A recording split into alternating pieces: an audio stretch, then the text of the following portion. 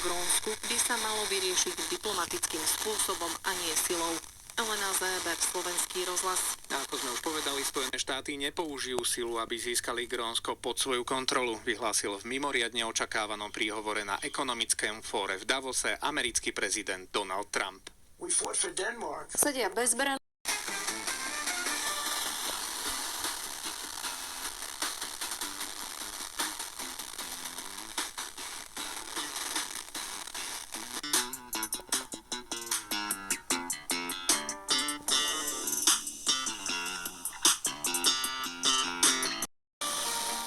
Zajtra prevažne veľká, miestami najmä na severe aj zmenšená oblačnosť, nočná teplota -5 až -11, na severe a východe miestami až do -17 stupňov. Cez deň -2 až +3 stupne.